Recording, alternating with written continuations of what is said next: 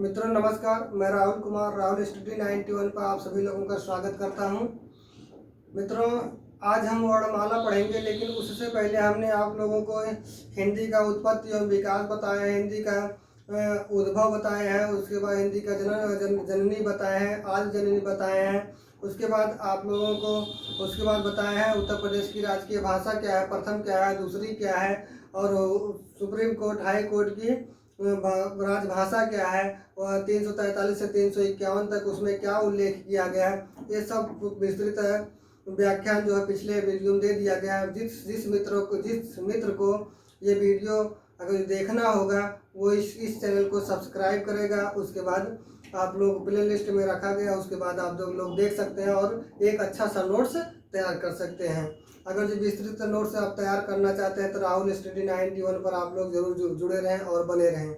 मित्रों यहाँ देखेंगे आज हम पढ़ेंगे क्या, वर्णमाला। मित्रों यहाँ देखेंगे वर्णमाला पढ़ेंगे आज हम। वर्णमाला, वर्ण यहाँ प्रश्न बन जाता है, वर्णमाला किसे कहते हैं। तो यहाँ बताया जाता है वर्णों के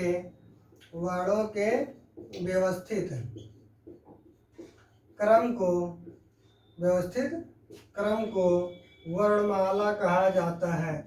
वर्णों के व्यवस्थित क्रम को वर्णमाला कहा जाता है। आप यहाँ देख सकते हैं वर्णों के व्यवस्थित क्रम को वर्णमाला कहा जाता है। बस प्रश्न इतने बनाता है कि वर्णमाला किसे कहते हैं, वर्णों के व्यवस्थित क्रम को, वहाँ प्रश्न बना देता है। फिर आगे हम चलते हैं मित्रों, वर्णमाला के भेद क्या होता है। वर्णमाला के भेद मित्रों यहाँ देखेंगे वर्णमाला के भेद दो प्रकार से होते हैं। पहला आपका होता है स्वर, क्या होता है, पहला स्वर होता है, दूसरा क्या होता है, व्यंजन होता है। अर्थात स्वर और व्यंजन, यहाँ विशेष ध्यान देंगे, स्वर और व्यंजन होता है। अब यहाँ हमें देखना पड़ेगा स्वर किसे कहते हैं, व्यंजन किसे कहते हैं। स्वर आगे हम बताना चाहेंगे आप लोगों को मित्रों कि स्वर किसे कहा जाता है। यहाँ तक समझ में आ गया होगा, जहाँ तक लिखते रहिएगा। यहाँ ध्यान देंगे आप लोग, वर्णमाला यहाँ तक हो गया। उसके बाद पहला आप लोगों ने मैं बताया स्वर। स्वर किसे कहते हैं, जो वर्ण स्वयं उच्चारित हो उसे स्वर कहते हैं। स्वर वर्ण कहते हैं। यहाँ विशेष ध्यान देंगे मित्रों, क्या ध्यान देंगे, जो वर्ण स्वयं उच्चारित हो उसे स्वर वर्ण कहते हैं। जैसे में यहाँ देखेंगे आ, इसके बाद ई, आ, ई, उ, ठीक, इसके बाद ए, आई, ओ, औ। यहाँ तक देखेंगे तो इनकी संख्या लगभग देख ली जाए। अगर जो मित्रों यहाँ ध्यान देंगे, यहाँ थोड़ा सा ज़्यादा हो गया, यहाँ क्या देखना है, दीर्घ ई हो जाएगा, यहाँ हरा दीर्घ आ हो जाएगा। उसके बाद यहाँ आप क्या लिख सकते हैं, यहाँ लिख सकते हैं री, क्या हो जाएगा, री भी लिख सकते हैं, लेकिन यहाँ गलत हो जा रहा है, क्रम से नहीं लिखा जा रहा है। क्रम से लिखने के लिए इस प्रकार से आप कह सकते हैं, हरस आ दीर्घ आ, हरस ई दीर्घ ई, हरस उ दीर्घ उ, उसके बाद री, उसके बाद ए, उसके बाद आई, उसके बाद ओ, उसके बाद औ। अर्थात इनकी संख्या कितनी हो जाती है ये भी देखेंगे मित्रों। आप लोग क्या देखेंगे, इनकी संख्या कितनी हो जाती है, देखेंगे 1 2 3 4 5 6 7 8 9 10 11। अर्थात स्वरों की संख्या कितनी होती है, 11 होती है। इसको विशेष ध्यान देंगे, कितनी होती है, यह जो 11 लिखा गया है यह स्वरों की संख्या है। यह जो स्वरों की संख्या है, स्वरों की संख्या कितनी होती है, 11। अगर जो आप लोगों को पूछ लिया जाए कुल स्वरों की संख्या,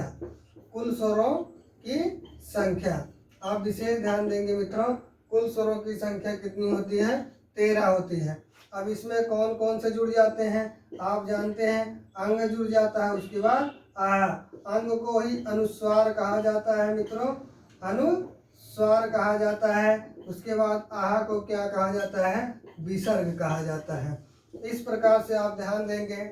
वह ये बहुत बार पूछा गया है स्वरों की संख्या कितनी है, तो 11 है। कुल स्वरों की संख्या कितनी है, तो आपका कितना है, 13 है। फिर आगे बढ़ते हैं मित्रों, आगे बढ़े, स्क्रीनशॉट ले लीजिए।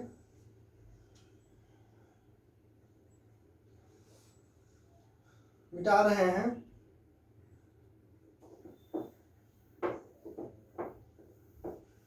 ये मत भूलिएगा कि स्वरों की संख्या कितनी होती है, अर्थात आप 11 हमेशा रटाएंगे आप लोग। अब आगे फिर हम देखते हैं, स्वर को ही देखा जाता है। यहाँ देखा जाए तो उस प्रकार से आप क्या कहते हैं, स्वर के भेद। क्या होता है, स्वर के भेद। आप मित्रों ध्यान देंगे, स्वर के भेद, स्वर के कितने भेद होते हैं, तो 3 भेद होते हैं। पहला लिखेंगे क्या, ह्रस्व स्वर, ह्रस्व स्वर, ह्रस्व स्वर। दूसरा क्या लिखेंगे, दीर्घ स्वर, दीर्घ स्वर। और तीसरा क्या लिखेंगे, पुलुत स्वर, पुलुत स्वर। ये विशेष ध्यान देंगे आप लोग। क्या ध्यान देंगे, इसी को ही एक मात्रिक कहा जाता है, एक मात्रिक कहा जाता है। इसी को ही द्विमात्रिक कहा जाता है।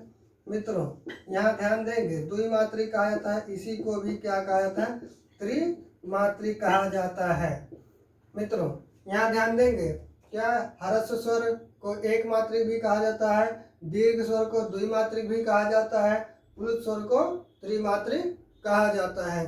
अब यहाँ देखते हैं ह्रस्व स्वर किसे कहते हैं, अर्थात इसकी परिभाषा है, जिन वर्णों का उच्चारण करते समय एक मात्रा काल का समय लगे उसे ह्रस्व स्वर कहते हैं। इनकी संख्या, और इसी को क्या कहते हैं, मूल स्वर भी कहते हैं। मित्रों ये ध्यान देंगे आप, मूल स्वर, इनकी संख्या कितनी होती है, तो 5 होती है। आ होता है, ई होता है, उ होता है, उसके बाद री होता है। यहाँ 4 होती है, क्षम्यता। यहाँ देखेंगे मित्रों 4 होती है इनकी संख्या। यहाँ जब आते हैं तो ये भी बताया जाता है, इसकी परिभाषा क्या होती है, जिन वर्णों का उच्चारण करते समय द्विमात्रा काल का समय लगे उसको द्विमात्रिक या दीर्घ स्वर कहते हैं। इनकी संख्या लगभग 7 होती है। यहाँ दीर्घ आ लिखेंगे, दीर्घ ई लिखेंगे, दीर्घ उ लिखेंगे, एक लिख दिया जाता है। री भी दीर्घ बता दी जाती है। उसके बाद ए है, उसके बाद आई है, उसके बाद ओ है, उसके बाद औ है। तो इस प्रकार से आप लोग देखेंगे मित्रों, अर्थात इनकी संख्या 8 मिल जाती है। लेकिन कामता प्रसाद गुरु जी कहते हैं कि आप हम री को स्वर नहीं मानेंगे, अर्थात हम कितना बता देते हैं, 7 हो जाती हैं। मित्रों यहाँ देखेंगे पुलुत स्वर, और इसी को त्रिमात्रिक स्वर कहा जाता है। इसकी परिभाषा क्या होगी, इसकी परिभाषा होगी कि जिन जिन स्वरों का उच्चारण करते समय 3 मात्रा का समय लगे उसे त्रिमात्रिक या पुलुत स्वर कहते हैं। जैसे ये बहुत बार परीक्षाओं में पूछा गया है, ओम शब्द। इस प्रकार से ओम शब्द लिखेंगे। एक बार आपके यूपीपी में पूछ लिया था, इसका प्रयोग कहाँ होता है, जैसे अगर जो कहेंगे इसको देखेंगे, जैसे में क्या होता है, यह प्रयोग झगड़ों में प्रयोग होता है, झगड़ों में प्रयोग होता है। और यह स्वर जो है नाटक या संवाद में प्रयोग होता है। मित्रों नाटक या संवाद में प्रयोग होता है। यहीं तक आप लोग देखेंगे मित्रों। यहाँ तक आपका क्या हो जाता है, स्वर के भेद 3 प्रकार के होते हैं, ह्रस्व स्वर, दीर्घ स्वर, पुलुत स्वर। ह्रस्व स्वर किसे कहते हैं, जिन स्वरों का उच्चारण करते समय एक मात्रा काल का समय लगे उसको ह्रस्व स्वर या मूल स्वर कहते हैं, या एक मात्रिक स्वर कहते हैं। इनकी संख्या 4 होती है। यही मित्रों ज़्यादा पूछा जाता है, इनकी संख्या कितनी होती है, तो 4 होती है। और मित्रों यहाँ हम आप लोगों को बताना चाहेंगे, ये जो चारों लिख दिया गया है इन्हीं को ही क्या कहा जाता है, संयुक्त स्वर कहा जाता है। मित्रों ये विशेष ध्यान दीजिएगा, इन्हीं को क्या कहा जाता है, संयुक्त स्वर भी कहा जाता है। याद रखेंगे, संयुक्त व्यंजन नहीं बल्कि संयुक्त स्वर कहा जाता है। मित्रों धन्यवाद। यहीं पर ये क्लास समाप्त होता है।